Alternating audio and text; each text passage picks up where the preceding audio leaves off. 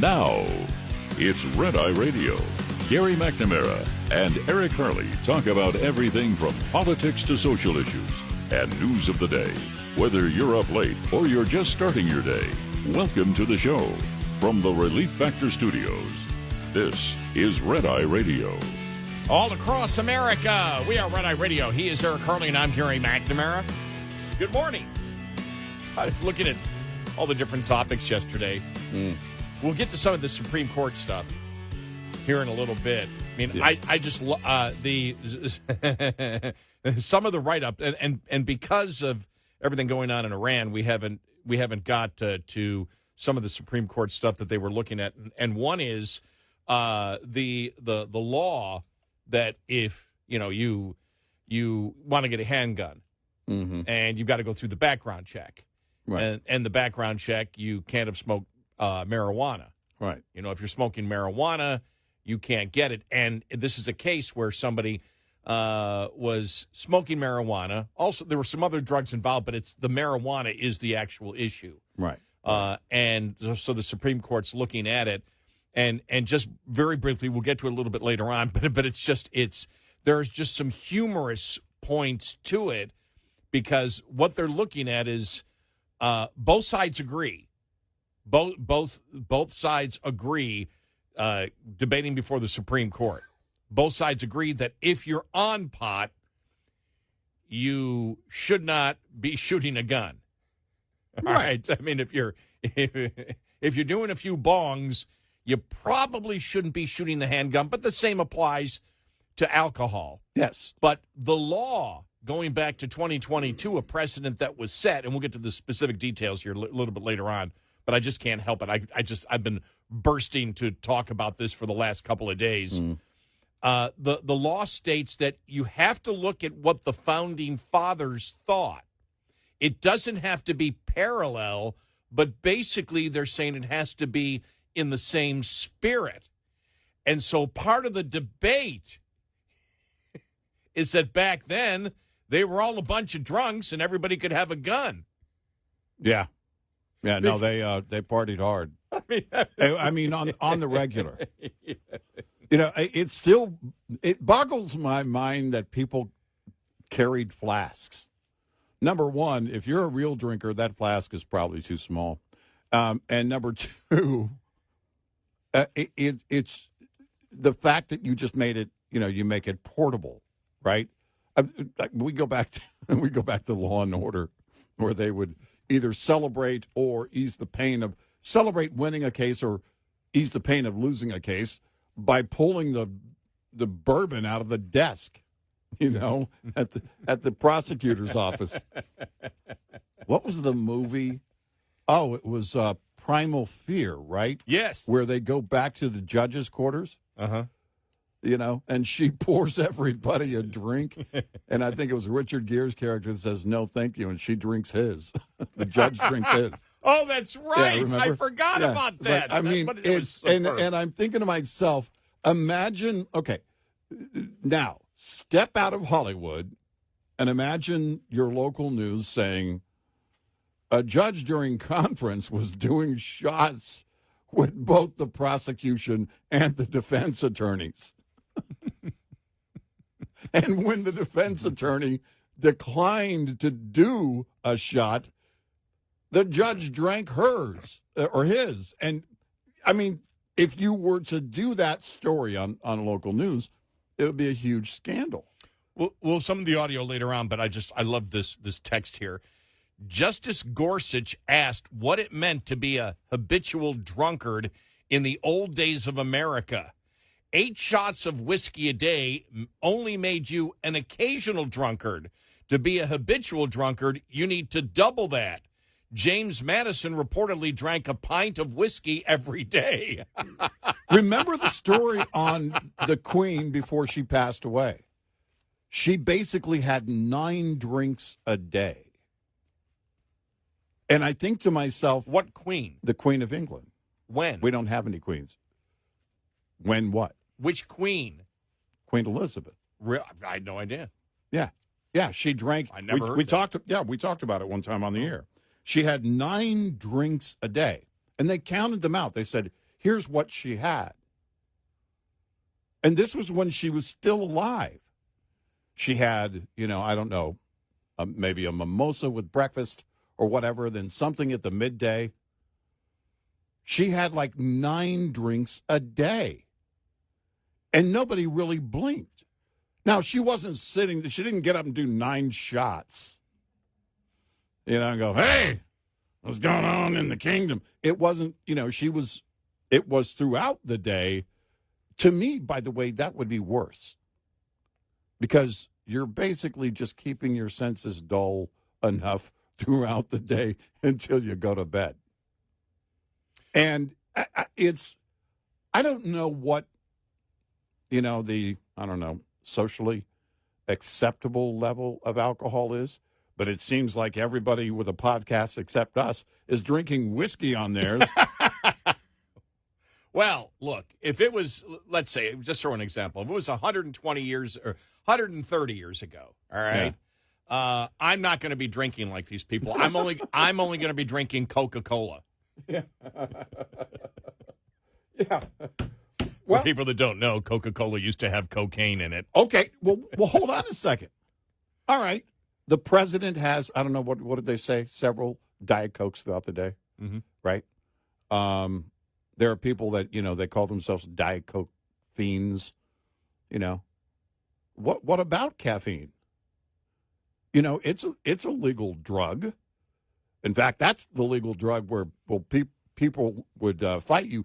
Keep in mind, during COVID, the one thing they weren't going to shut down is the liquor stores.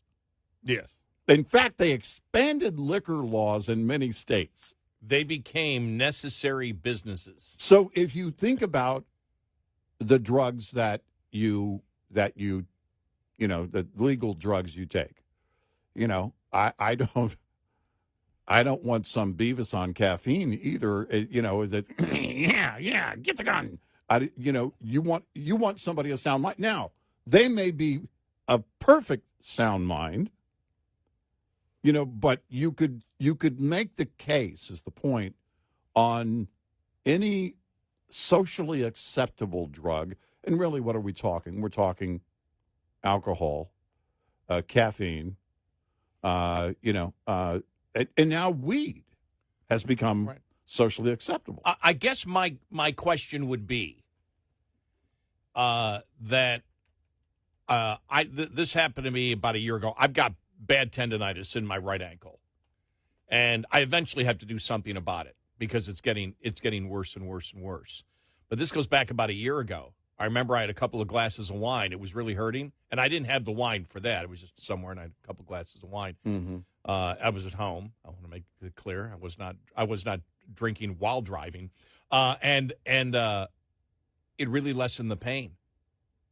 Yeah, and that has always sat in my mind. Not that I'm going to use that as a, but I don't know, because one of the things would be either I get it operated on, which again they look at whether that would be successful or not. But one of the things they've talked to me about is doing steroids in it. Mm-hmm. Right. Putting steroids in it to do it. But my question would be, if you go all the way back to the Founding Fathers, did they drink? Was drinking actually more medicinal? Because remember, none of the medicine that we have today did they have back then. None of it. Right. Right. And so was alcohol used more medicinally, especially as you got older and had aches and pains because there was nothing else to take for it? And I'm saying that's a legitimate question. If you're looking at the Supreme Court looking at it yesterday, and this is all about, the should the law be that you can't use it, not while you're holding a gun, but if you are a marijuana user, should you be denied having a gun from the federal government? Right. And it looks like, because we all know many states have legalized pot, so it's legal in your state, but the federal government says, no, if you smoke pot at all, you can't have a gun. Right. And they say the justices are very skeptical on that law, and again, based on what they were doing in the Founding Fathers' time. With alcohol. Well, if you think about it, and when that several years ago, that Queen Elizabeth story came out, and again, it's anywhere, and the reports are anywhere from 4 to 9 per day, depending on the day. And then the people that were on her staff came back and said, no, she doesn't do that every day. And then they said in her later years, a few years before she died, she was told by her doctors, you got to quit the alcohol altogether because of your health and the whole thing. I mean, she lived to a very old age. Yeah. So we got to go back and do that study on, is alcohol good for you or bad for you again, right? I mean, they keep going back and forth with wine. I know. All the time. Wine is great for your heart. Wine is bad for your heart. Wine is good for you. Wine is bad for you. Alcohol, moderate alcohol is good for you. Any alcohol is bad for you. And it's all over the place. But in the socially acceptable part of this discussion, that's what you look at and say, okay, it's not socially acceptable to be drunk and to be driving. Right. It's socially acceptable to have a beer with dinner, to have a glass of wine or two with dinner. Mm-hmm. And it's funny because somebody on YouTube we saw, and she cooks these recipes. She goes, I'm going to save the rest of this for when I have my wine later. I told my wife, I said, the word my is key there. My wine. That means she's probably drinking wine most days. My wine. They kind of take possession of it. That's her time. That's, which is fine. It's socially acceptable as long as you're doing it legally and not doing it, to the point so of are you hurting anybody else. talking about using the proper pronouns for alcohol? Well, I'm talking about claiming the alcohol is yours and saying, don't anybody touch my wine, where's my bourbon? I've always been this way. It's always, let me drink your alcohol. Yeah, exactly. And for free. Yeah, anybody got a box of wine? But it's, it is a very, and I think you and I'm pretty sure we had this discussion years ago. Because at the point where it was not legal, then you're breaking a law, you're committing a felony, you're breaking a law, and if you're breaking the law, then gun ownership is going to be guided based on the law breaking. I mean, if you've been caught with marijuana and the whole thing. Now, you go into a dispensary, right, and you're consuming THC, however you consume it. And the question really is, for the court, is should that consumption, not at the time of holding the gun or using the gun, but any level of consumption negate your right to own the gun? My answer would be no, it should not. And this gets back to, because then you talk about, well, what about responsible gun ownership and everything? Oh, there's a number of things on that list of responsible gun ownership that go into it, which include, again, it has to include, in this case, for the fair comparison, the people that might have, a glass of wine or a beer or a couple of shots on a Friday evening, but they're not doing it while they're at the range. They're not doing it while they're operating their gun. They shouldn't be. And I think that's what it comes down to. Because if you look at it and say, well, yeah, but it's going to be in their system. Well, some people wake up hungover the next day, too. I go to it used to be annual, we're getting back to it this year, a reunion with men I've known since we were grade school children from Del Rio. And at that, we never even had to say it. There may be a beer or two with dinner. Nobody really drinks heavily. I don't drink at all. But during the day, the following day, we target shoot. But we're not cracking beers and grabbing the guns. And nobody had to say that. Nobody had to say, hey, you leave that in the case. You leave that over there if you're going to be drinking or whatever. We didn't have to say that. That was a given. Mm-hmm. It's about, again, proper judgment. Well, it's, and you mentioned, going to the range. I know that if I'm going to the range in the morning, I just don't want to have one. The way I view it is I want to be comfortable totally as I'm shooting the gun. Yes. But I'm never comfortable ever in the process of, transporting a gun, right, loading a gun, right, where you point a gun. There will always be a part of me, no matter how long I live, right, that I will never be comfortable because, and I guess that means there's a focus to be completely and totally aware, which is outside of anything else that I do in my life. It's one of two. Does that make sense? Yes, it's one of two areas where my OCD kicks in. The other one is travel. If I'm traveling, especially on business, I want to make sure I've got my equipment, I've got everything. But with that, I want to make sure that I'm doing everything because I look at it this way. Every time I go to the range, I'm still learning. Yeah, I want to learn something about me. I want to learn something about my weapon. I want to learn something that will help me, and I like the idea of learning. And I can't learn if my mind is foggy. If something is, if I'm not, even if I'm just not feeling well, that changes things. So, I think it's a very interesting discussion at SCOTUS. I'm interested to see how this case is going to come out. Well, some audio coming up a little bit later because some of it is humorous. Yeah. We are Red Eye Radio. Brought to you by Hot Shot Secret. Hi, I'm Jen Loomis, a transport safety expert at J.J. Keller. Compliance, Safety, Accountability is the FMCSA Safety, Compliance, and Enforcement Program. Its goal is to hold motor carriers and drivers accountable for highway safety. CSA does this by assessing the safety performance of motor carriers and drivers. Motor carriers are assigned a score. The carrier is then grouped with other carriers who have had a similar number of safety events. Carrier scores within the group are then ranked. Low scores are better, so carriers with the highest scores are those that are most likely to be targeted for intervention by the FMCSA. Interventions range in severity and may include warning letters, roadside, off-site, or on-site inspections, civil penalties, or operation out-of-service orders. This tip was brought to you by J.J. Keller & Associates. Visit us at jjkeller.com. Coming up, more with Gary McNamara and Eric Harley. It's Red Eye Radio.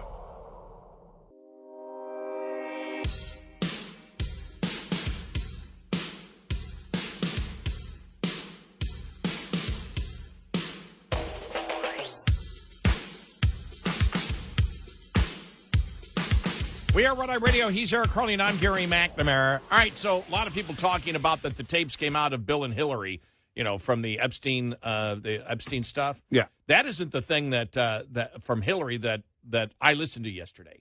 The one that got me. Well, I listened to it, but the one that really got to me was this one, going back to 2008. You ready? Okay, here we go. And I want the Iranians to know that if I'm the president, we will attack Iran. 2008. Think about that it really wasn't qualified. It was like, we're going to attack Iran if I become president. Think about that. And maybe that's why Obama won. No, because he said, I won't go to any wars. And she's like, right, if I'm president, we're going to. And I completely forgot about that till I saw it yesterday on social media. Obama's like, I'm going to go on a tour and say I'm sorry. And then she's like, I'm going to kill everybody. All she needed to have was Metallica's Kill 'Em All, playing in the background, and Bill, bopping up and down to it. That's right. And we're going to, and she also said back then, and people don't know this, we want Greenland and we want Canada as our 51st state. Coming up on the bottom of the hour, the challenges and the politics of Iran.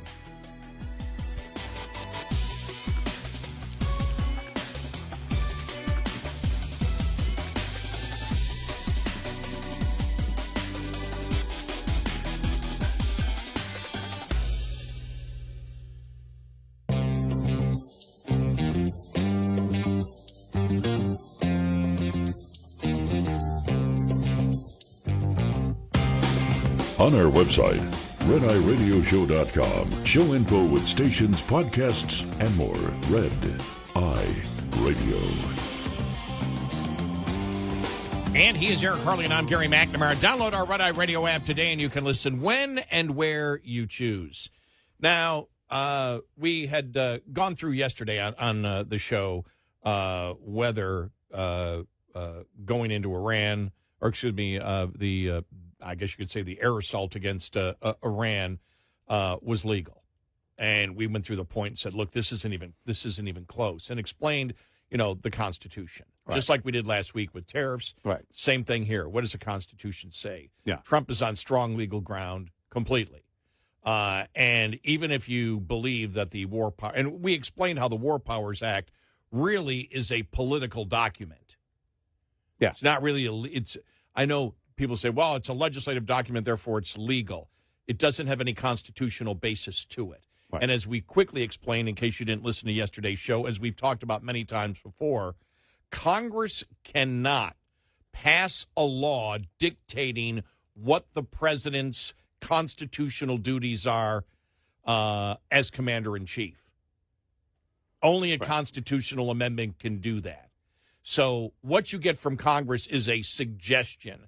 So this whole thing of, we're going to have a vote, we're going to have a vote, we're going to have a vote, we're going to have a vote, constitutionally is absolutely meaningless. Mm-hmm. Now, we have said marketing anything in politics is so important. And marketing and being absolutely crystal clear, especially in this day and age of social media, where there are instant reactions, is absolutely imperative. You had Hegseth, when he was talking yesterday, said again, and you've had, this is where there isn't a point of clarity, but we know there is, where he said, no, this is not a regime change war. Of course it is. Stop it. Yeah, you can't say that. Don't do that. You can't sit there and say it's not a regime, this isn't a regime change war, and the first thing you do is take out the leader of the regime. Right. Nobody's going to buy it. No. Don't try to sell that. Right. It doesn't mean you're wrong by saying, yeah, this is about regime change, because when the president laid it out in his 8-minute speech, he talked about the fact that, we are, targeting the leadership, and to the people of Iran, stay in for now, but when we're done, take over your government. Right. Now, it's not the United States, in essence, as we did in Iraq. It's not that kind of regime change, but the goal is regime change. Yes. Don't try to sell that it isn't.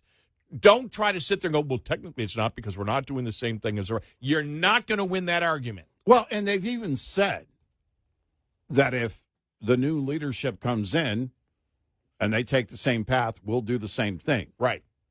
So don't try to sell that. Don't sit there and say, well, look, in the verbiage and the grammar that we're using here, stop it. When everything changes, when the United States goes to war, the public starts paying attention to that. Mm-hmm. Your communication has to be, and Trump on that 8-minute speech was perfect. Yeah. And I know, you and I talked yesterday that, look, because we're older, we know the history. For example, Tim Walz got mocked when he said, no new wars. It's like, you idiot, this has been going on for 47 years. Right. This actually isn't a new war. Right. And when you look at, the terrorist groups that are official enemies of the United States, that have attacked the United States, we know Iran has killed over that time many, many, many Americans. Yep. We know that. Yep. It's a terrorism kind of war, but it's still a war. People aren't stupid. They understand that. You tell them we've been at war for 47 years. We keep trying to we keep trying year after year after year to appease these people who only want to kill us. Here's our goal. Our goal is for the people of Iran to take over the government. That's a goal we wish to have, as the opposition groups do, because you focus on the opposition groups. Every single one of the major opposition groups that want to be part of the transition government are talking about a secular democracy. The president, by the way, needs to have a primetime address on this. And I agree. And you need to communicate this day in and day out. You've had 6 Americans now that have been killed. Americans are paying attention to what's going on. You need to market in politics everything, and you need to market the moral justification every single day with every single surrogate, why and what you are doing. The president needs to come out and talk about the opposition groups. One of the problems with Republicans, and we've talked about this many times, Democrats will go out and sell the same lie day in and day out for decades. Yep. They'll do it for decades.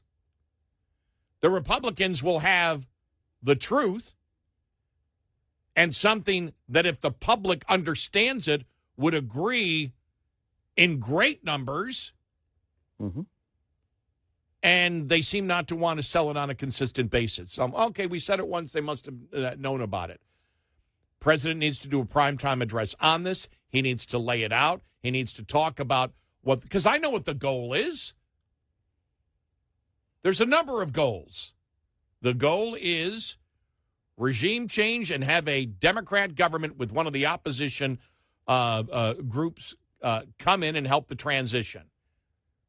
It's probably what the vast majority, I don't have the polling numbers on it, and any polling you get from Iran probably is dubious, but a nation that has been oppressed that long, and the reaction from Iranians all over the world basically gives you an opinion of what they actually want there, which is they want to form a democracy, and all the major opposition groups, that's what they want. The ones that will be part if there's a transition government. So you need to talk about this is the goal. The goal is Middle East peace, and this will bring Middle East peace. You need to go back. The president needs to go back and talk about the Abraham Accords and how they got it started and how Saudi Arabia was interested, and then maybe Egypt. And he needs to talk about the fact that we can get peace in the Middle East because of this. He needs to talk about the fact that the other reasons are, as he has made clear, they can never be a nuclear nation. This regime cannot be a nuclear nation. You have these opposition groups that will be part of the transition government. Their goal is not to have a nuclear Iran. And also the other goal is to get rid of all of the ballistic missiles and Iran's ability to project any type of military might, because we see what's going on right now. I mean, it's incredible where you've got all these Middle Eastern countries now, in essence, backing the president. Starmer backing off in Great Britain. Okay, you can use it because of the ballistic missiles. France, nobody cares. Yeah, nobody cares. I saw Germany. I saw Germany talking about it, and even though they say, well, let's just wait and see, but we believe that many of the things that are going on here, the ultimate result will be a very, very good thing. You got Canada aboard. You got Australia aboard. Sell it to the American people. Pretend that you are down 60 points on this. Yeah. Anything that you do in politics, even if you're up, you go into it believing that you are way, way down in the polling. I don't know where the polling is. A couple of polls have shown that America is still, we're not really sure yet. And in something like this, because we weren't there, attacked yesterday, they want to know, what you're going to do. And you need to sell that through, through repetition. Well, and this is, again, building a free Iran. And now free, the operative word there, we can break that down and ask, all right, what does that mean for Iran? We've seen it in the streets. We've seen the people of Iran protest. Some of them knowing, I think probably all of them knowing, they were risking their own lives and just protesting. And that's important, but you also have to, of course it's important, because when Americans see that and they go, oh my gosh, we're liberators. Well, here. no, I mean, if you look at that, because what you're in changing the hearts and minds at home, you're going to have to build the case for the people of Iran. And I suspect far too many Americans don't even know the history. I mean, right. The comment, we shouldn't be starting any new wars. Yeah. Oh, my gosh. It's not a new war. And those, those are the elements that play for you. If you're not going to full on say it's a regime change, then focus on the fact that you're looking to free the people of Iran, but you're not going to occupy Iran. This is not going to be Iraq. This is not going to be like any of the recent wars. This is going to be what we hope will be a relatively smooth transition, but it won't be easy getting there. You have to line it out. You have to be real in those moments. But you're going to have to plain English this thing so that people have an understanding, at least that leads, and I think a basic understanding of what's going on right now, and maybe that will lead to curiosity for some of those people in looking up the history of Iran and why this is so important. Right. You have to do that because you need to send the message that this is not an occupation, which it isn't. Of course it's not. But you need to sell that every day because, still a significant portion of Americans don't even understand the Constitution. Right. Exactly. So you need to explain. They don't know how it works here. Right. You have to explain everything to them, and then you have to tell Americans. I started seeing it yesterday. Trump's all over the world. He's not paying attention to Americans. Prices are still high here, and he's all over. He's in Venezuela. He's over here. Mm-hmm. He's doing this. He's doing that. And I'll never forget how you always focused after Hillary's loss about that story in Harlem. Yeah. When they went, was it the Wall Street Journal? Wall Street Journal. Went to Harlem and said, it said, why do you think Trump won? He goes, because she's talking about everything that's outside of this country. Trump won because remember I said this back in September or October of 2015.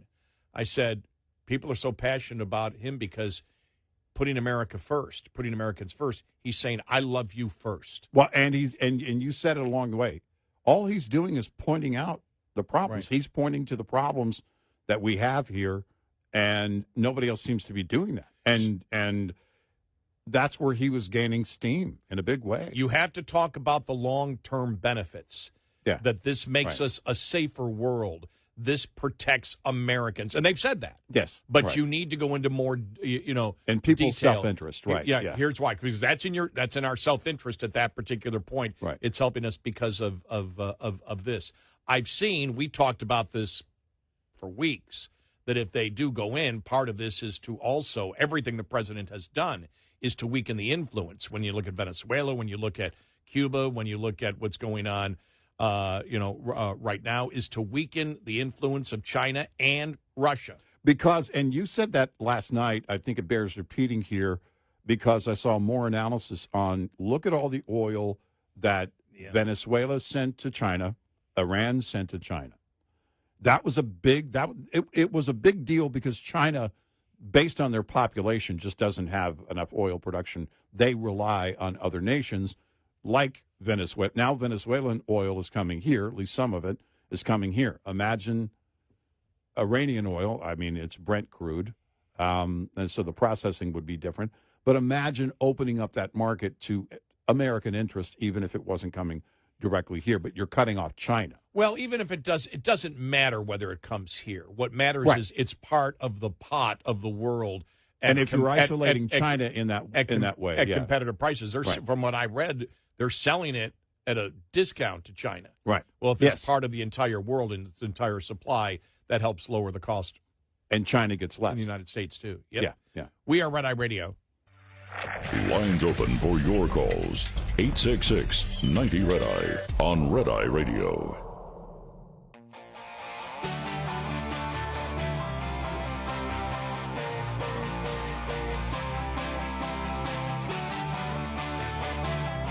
We are Red Eye Radio. He's Eric Harley, and I'm Gary McNamara. And after Hegseth said yesterday, Eric, that, they're not ruling out boots on the ground, president has to have a primetime address on this. Yeah. And they need to communicate precisely what they're going to do. Look, part of the problem is the conclusion of it is out of their control because the big challenge it's is very open-ended, not that we can – well, it was a big challenge what we did. But even a bigger challenge will be getting a transition government in there and ensuring that there's security for that transition government. Right. Is the United States going to be part of that? We almost have to be. How do you do that?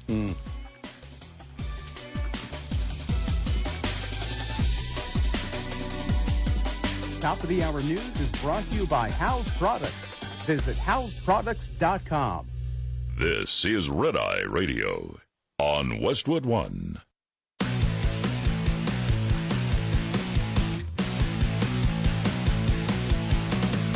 Now, it's Red Eye Radio. Gary McNamara and Eric Harley talk about everything from politics to social issues and news of the day. Whether you're up late or you're just starting your day, welcome to the show. From the Relief Factor Studios, this is Red Eye Radio. All across America, we are Red Eye Radio. I'm Gary McNamara. He's Eric Harley. Hi. All right, so looking at this here.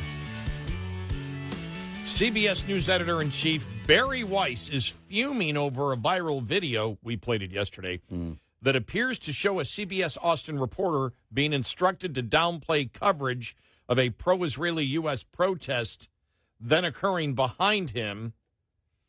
Weiss saw the footage and wants a network-wide crackdown as a result, a well-placed source told the Daily Mail.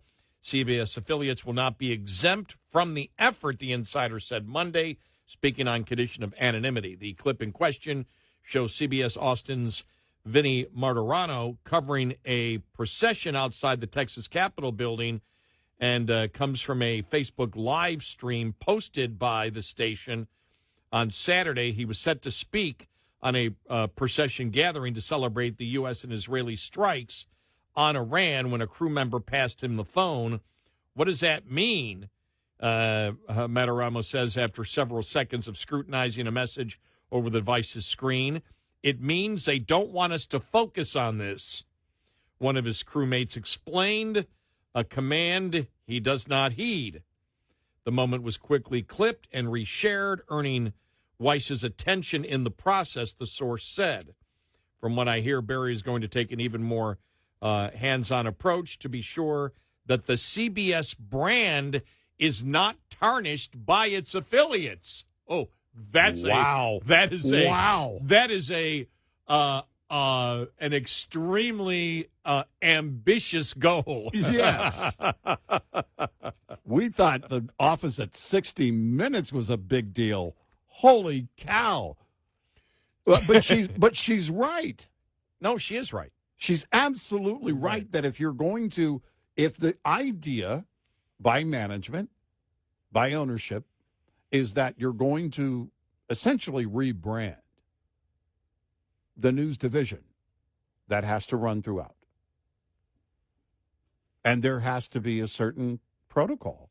And Bari Weiss, I can tell you right now, Bari Weiss is not against showing the Americans protesting what's going on and the Iranian Americans celebrating what's going on. Right. Because if you're in news, that's very simple. It's very simple what you do. Right. Okay, this has happened. It's breaking news.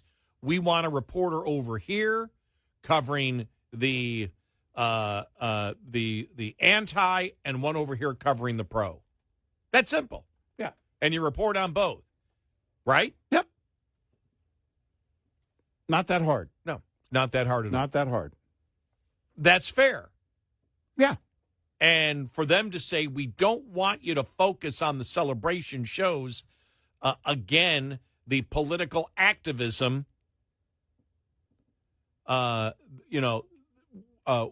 if that is fully accurate, and nobody has come out in over, 24 hours and said it was not. We played the audio, and the audio seemed to be totally legit. and nobody is saying it didn't happen. And so you can only look at it and go, what do you mean you don't want to focus on it? And when he just said, and we'd play it, but the audio is so low. You can hear it, but it's very, very low. We played it yesterday. Yeah, right. So you could hear it. Yeah. That's from what I hear, Barry's going to take an even more hands-on approach to be sure that the CBS brand isn't tarnished by the affiliates. This is a bad look, and it reinforces everything that she wants to avoid. So there will be more directives going out to affiliates. I love this here. Who wrote this? This is the Daily Mail UK, and you can know their spin. Conservatives frantically. Yeah. Now, we played it. Did we frantically play it, or did we just play it in the course of our show? Were we frantic about it? I didn't feel very frantic. Well, a lot of the stuff that the left does, we'll laugh at, we'll mock it, and at times we'll get passionate about it, but we're not surprised by any of this like it's the first time. We weren't surprised by that video at all. We are the ones. I mean, was it Sean Spicer that you told? Or was it somebody? Yeah. I was talking to Sean Spicer. Yeah. And this goes back several years. And I said, well, these activists that are there in the press briefing room at the White House, and after I phrased it that way, he said, wow, I've never heard it phrased that way. And I was kind of surprised. I thought, well, and they started using that term, activism. You know, they were activists. Yeah. And they had not been.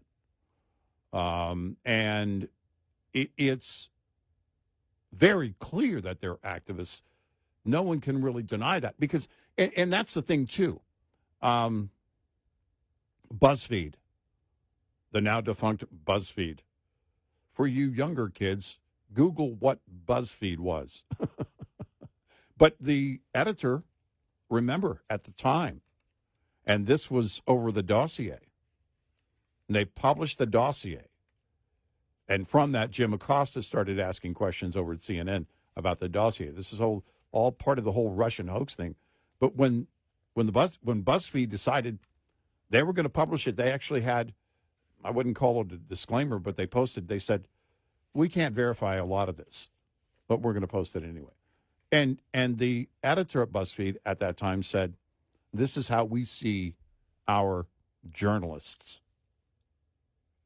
in today's day and age. And that's it. They're activists. You know, you have to be for something. You have to be trying to accomplish something. It's not about reporting. It's not about true journalism, which is, I believe, an important part of any free society. I know Bari Weiss believes the same. But my gosh, now she's taken on, I mean, but she has to do it. How do you not see the whole thing through, right? Because if they hired her for a reason, to do something, to accomplish something at CBS News, then she needs to accomplish it fully. Mm-hmm.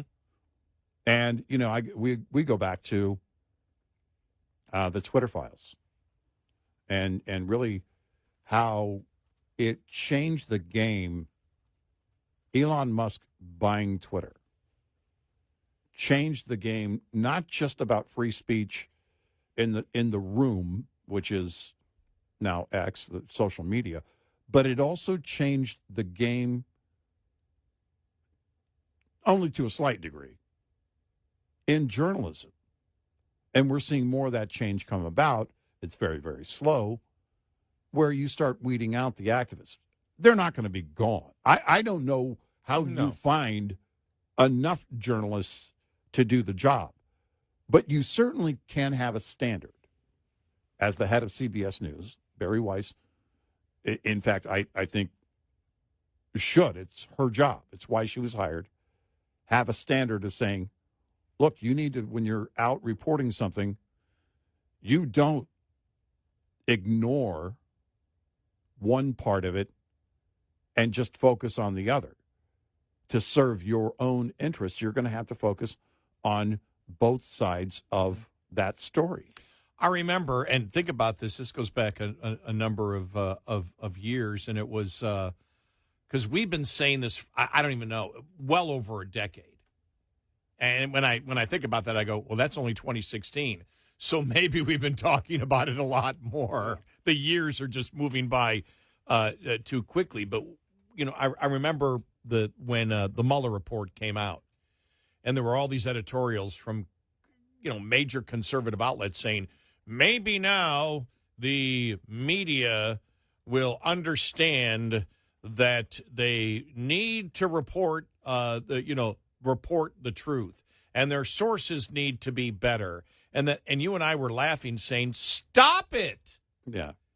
Stop it, because you look like you're a bunch of idiots. Yeah. It was like when, what it was like to me? A recent example was Mike Huckabee interviewing Tucker Carlson. Well, yeah. I thought it was going to be a conversation on, well, if you really thought it was going to be a conversation of substance, then you need to resign as ambassador to Israel. Yeah. How did you not see that? Right. If you truly believe that, I don't think he does. I think he was just saying it. But if you truly believe that, get out. Yeah. Because you weren't going to have any conversation of substance. And we said it back then, conservative media outlets, stop telling the press to do a job that they have, the mainstream media, to do a job that isn't in their job description. Yeah. They're not journalists. They don't wish to be journalists. You're making it sound like, well, they're just journalists who, don't have journalism straight. No, they have no interest in journalism. They're political activists. They want to send a message out, and unless they really get burned where it could affect their bottom line, and many times they don't care if it affects their bottom line, they'll go bankrupt doing it. Right. Then they may pretend that they're journalists, but they're not journalists. The job description of so many in the mainstream media over the last 30 years has had nothing to do with journalism. It's outright political activism, and that's why they felt no shame. If they get stories wrong, there's no shame. Right. None. Right. There's no shame. Right. They don't sit there and go, oh, God, we got it wrong. Oh, no. They simply move to the next lie. Right. No, you're right, because that standard, getting it wrong in the news, and it's the age-old joke, really, that, they printed the correction at the bottom of the comics page 9 days later, and it shows you where they are. That, first of all, many of them believe that they're rock stars, especially on TV news. They think, I'm going to be the next multi-million-dollar host of a morning show, a national morning show, and they treat themselves as celebrities. Now, part of that is because along the way, the audience kind of built them up as celebrities. The View knows there's not one person on The View that is a critical thinker at all. They don't have to be. They just blah, blah, blah, and let stuff fall out to the point that they've got lawyers on the set that have to guide them every single day and make sure they don't say something stupid again. Journalism is one of these things. It reminds me of the movie The Postman. It's like, if you don't go back to the very basics, the very foundation of journalism, of real reporting, because, again, in a free society, it has a very critical place. True journalism does. Always has. But if it's not that, and now here's the other thing, too. You can see it. You know an activist when you see it. People know that. And by the way, I believe a lot of people on the left want the activism. I think a lot of the rank and file viewers want the activism. But it's funny, when things aren't going their way, the audience tends to disappear on the left. Well, the fact of the matter is, it's good work or it's not. It's thorough work or it's not. It may not be perfect, but it cannot be activism. And I don't know how you change that, because this is a result of indoctrination for decades, for generations. And that's what that indoctrination continued in these newsrooms for these young reporters who thought they were going to change the world. And very few of them are true journalists. They just don't exist. We are Red Eye Radio. This morning's USDA Farm Report is brought to you by House Products. Tested, trusted, guaranteed since 1920. Getting the flower or plant garden ready for spring? Perhaps to assist, consider looking back to last year. Cynthia Dominguini of Kansas State University explains. If last fall or last summer your plants were struggling, if you were seeing spots on the stems or the leaves or stunted growth, it's something that's just irregular, something you weren't expecting to see. There's a reason for that. While she acknowledges a myriad of factors could be behind that. Not enough sunlight, the planting location may not have been ideal. Discolored leaves from last year's plants could be an indication of nutrient deficiencies or even toxicities. Dominguini recommends testing your soil for potential issues. As for possible pest or disease threats, examine the soil, looking for egg cases, things like that in the soil, on the underside of the leaves. I'm Rod Bain reporting for the U.S. Department of Agriculture in Washington, D.C. This report brought to you by Cenex Fuels and Lubes. Get in touch with Red Eye Radio, toll free at 866-90-RED-EYE.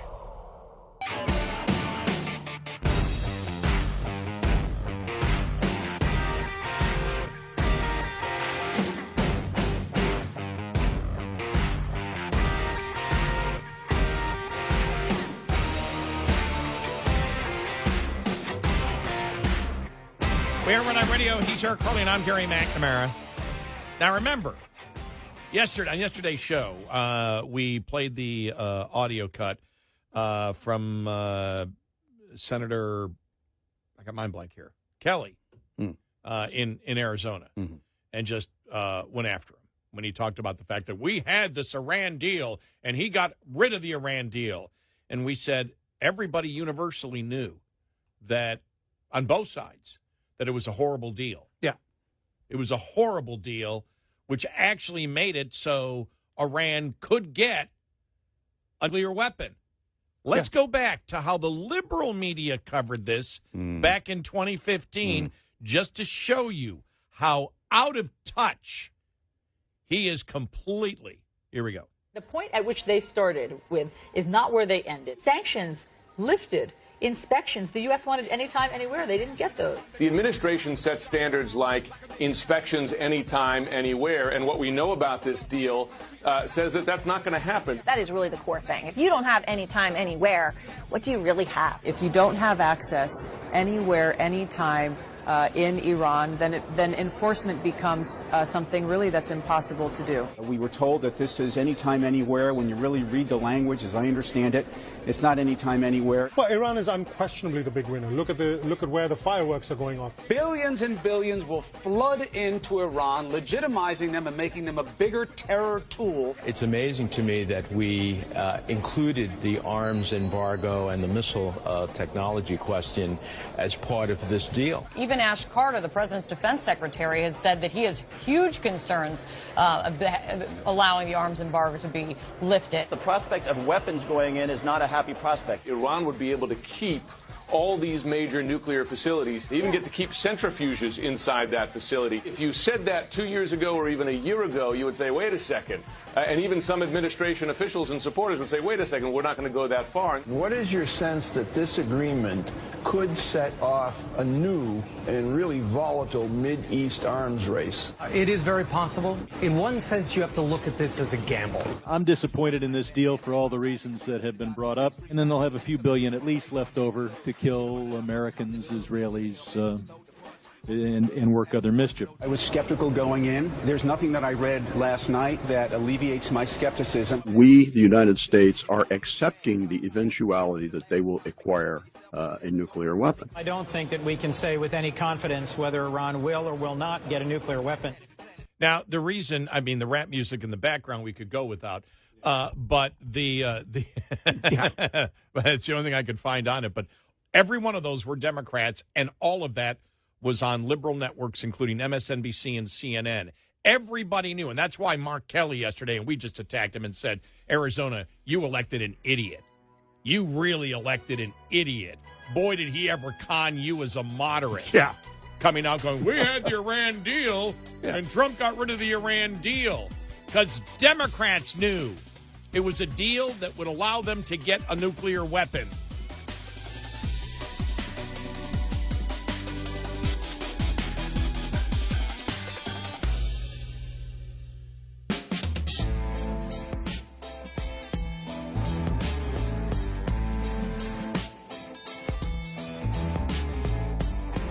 You're listening to Red Eye Radio from the Relief Factor Studios.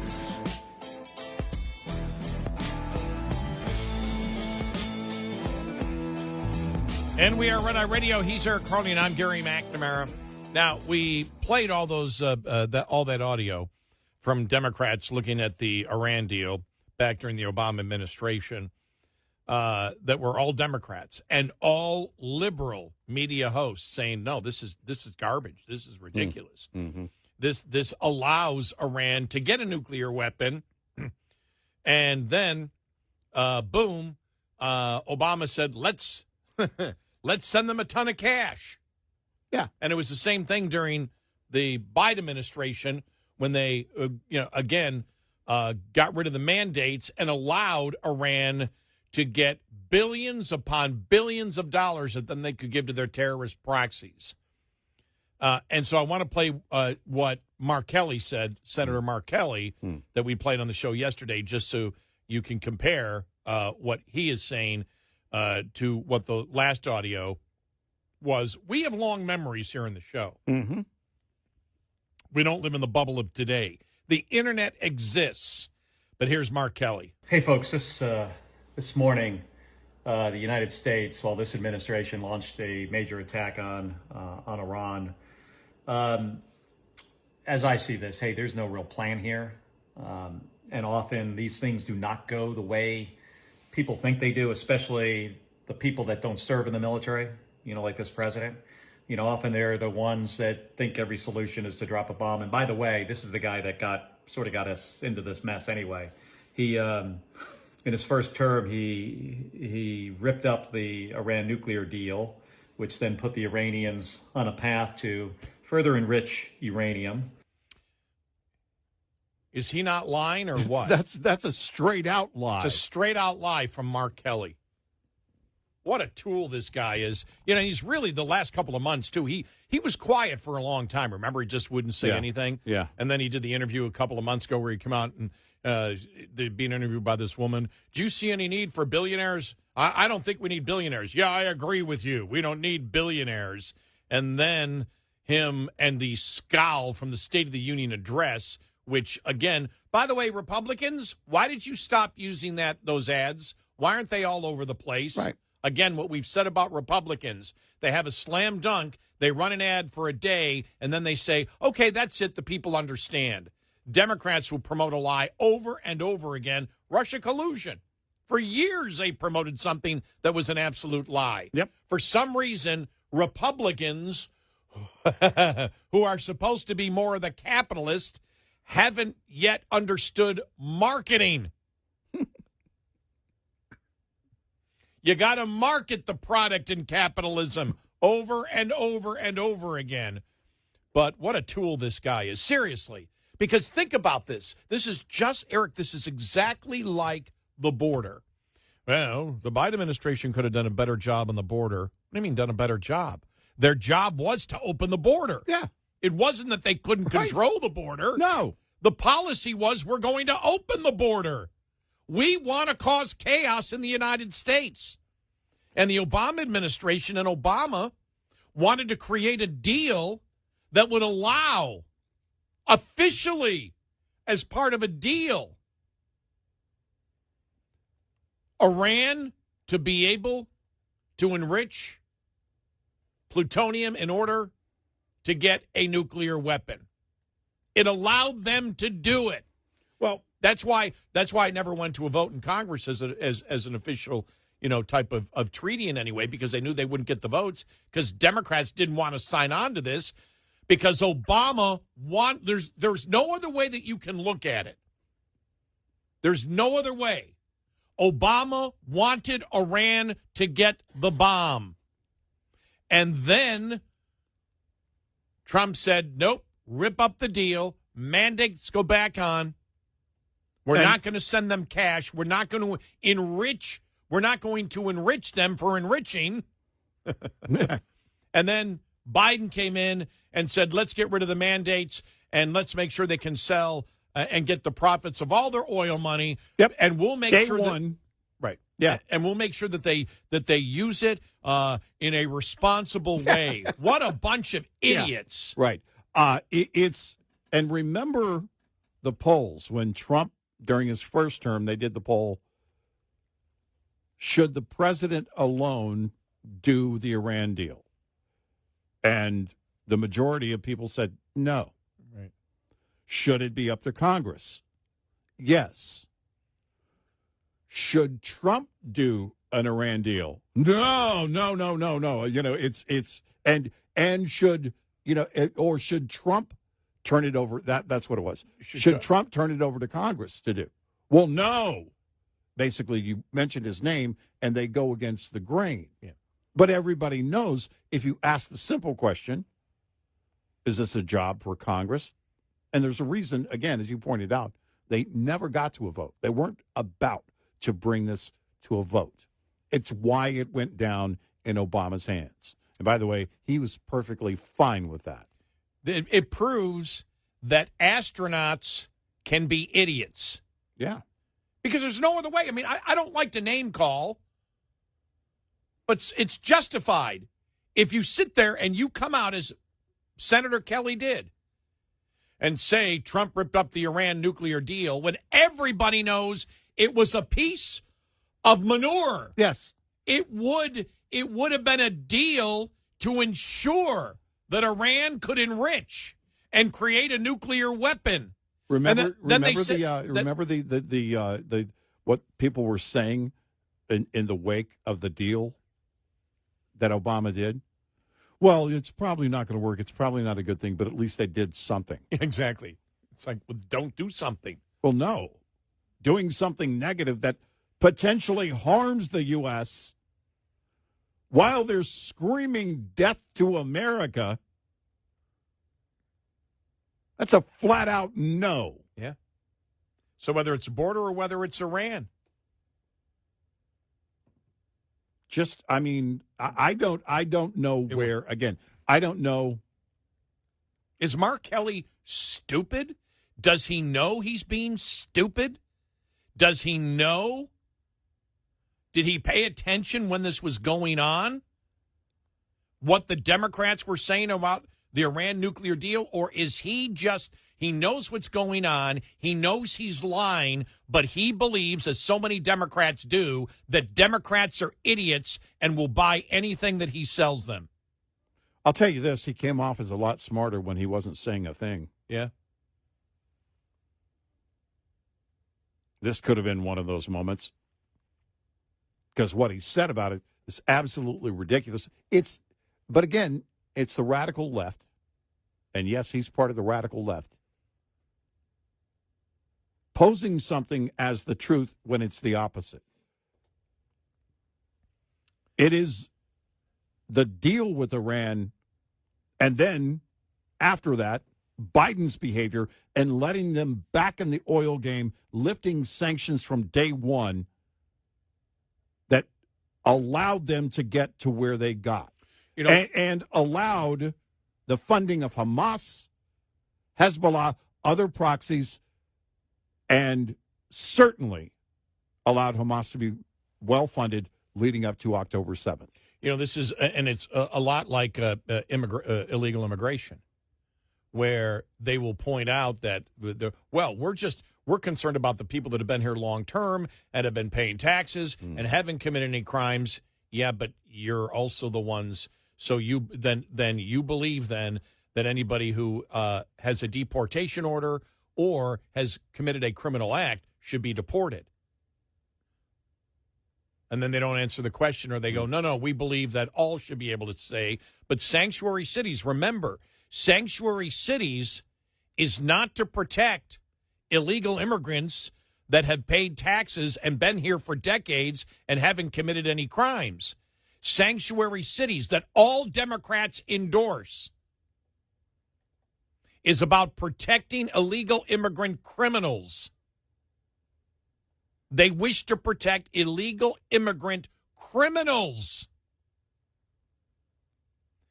And then when it came to the border, well, he didn't do a good job on the border. Biden did a great job on the border. His job was to allow everybody in. He fulfilled a campaign promise. Right. He fulfilled his campaign promise. His job was not, well, he failed in his job to secure the border. No, because his job was to unsecure the border. Yeah. That was his goal. Yeah. That's why we laughed when he said Kamala Harris is going to be the border czar. And she's looking probably, and she was justified. Well, what do you mean? So you want me to close the border? Right. Yeah. So he opens it and then says she's going to be the border czar. And as we said, boy, he threw her under the bus big time. Oh, yeah.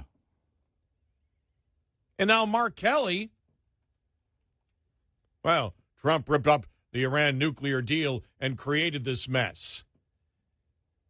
Yeah. Is he ignorant? Does he not know what was in the deal? Did he not do his homework? Is he lying? There's no way that if you look at that Iran nuclear deal that Obama put together, that you could say that this will prevent Iran from getting a nuclear weapon in exchange for cash. Is there? Nope. And, that's, again, it's hard to know if he's just plain stupid or if he's lying. I honestly can't tell you. People of Arizona, what do you think? Do you think is he plain stupid? Is he stupid? Is he ignorant? Because it's got to be one of them. He's either lying, stupid, or doesn't understand as an astronaut what was in that deal. It shows you that astronauts aren't necessarily critical thinkers. Yeah. Hey, he's an astronaut. He's got to be a critical thinker. I don't think so. Well, he's certainly not a critical thinker, whether he's stupid or lying. Because if you're a critical thinker, you would formulate your lies better. Yes. Okay, you're right. He's not a critical thinker because you can drive a truck through the tunnel of lies. It's so easy. Yeah. And why jump in the heat of the moment? This is like Mamdani did. They feel compelled to, yeah, well, you ended up sounding stupid because you say things that are flat out wrong. I was thinking about this. I didn't mention it. We were talking about the fact that Trump needs to do address, and they need to continue marketing, all their goals and what they are. Because remember, New York City, ground zero. Mm-hmm. They elected a guy who's as radical as you can get. Yeah. Who believes the United States is at fault for all of this. So when you saw, for example, the Babylon Bee headline that Mamdani orders flags at half staff at the World Trade Center, because of because we got the Ayatollah, mm-hmm. You could look at that and say, well, that's not parity. I know, yeah. That might have crossed his mind to do something like that. Right. When the people of New York... No, I think they probably had a meeting over it. That's what I said when people said, never forget 9/11. Who was the first to forget? New York City. Yeah. This is what you're dealing with, which is why we've said Trump needs to market this, his surrogates, every single day, and also have a primetime address on this. Yep. It's going to have to be consistent. Yep. And look, if this campaign is only going to be weeks long, and I don't think he put a clock on it, but he said probably several weeks, but as long as it takes. So there's your asterisk. But he's going to have to be consistent throughout the effort, saying this is what we've accomplished and this is our goal. We are Red Eye Radio. Coming up, more with Gary McNamara and Eric Harley. It's Red Eye Radio.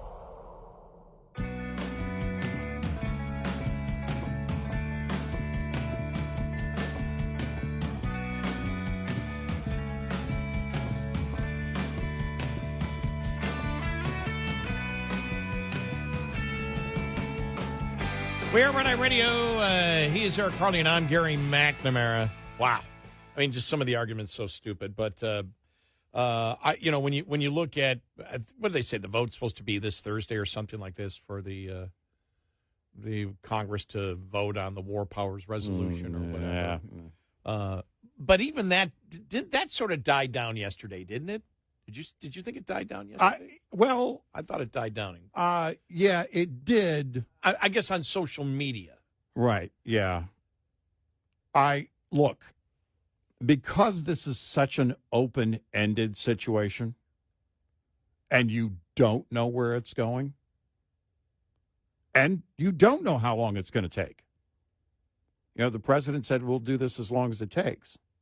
Well, he's clearly, at least in my mind, my perception of that is he's talking about the attack and taking out, those key elements that make them dangerous as a nation. But in terms of the transition to another government, as you mentioned earlier, look, there's things that the U.S. is going to have to kind of be a part of, at least be witness to, if this thing is going to go in our favor. Or get the world to participate in it. Yes, which he might do. Peacekeeping force, whatever. Sure, right.